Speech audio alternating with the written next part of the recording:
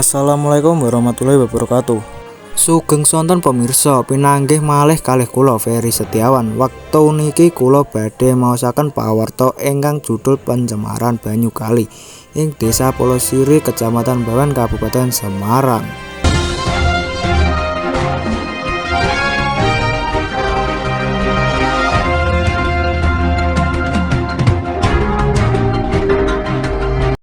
Perkara sampah mbutuhake kawidaten khusus merga sampah iku saged nyebabake banjir. Mbuwak sampah ing kali saged nyebabake pencemaran banyu kali lan saged ngganggu dalan banyu marai banyu niku mbludak saka kali amarga sampah mbumpeti kali. Tuladhane kaya ing Desa Polosiri, Kecamatan Bawen, Kabupaten Semarang.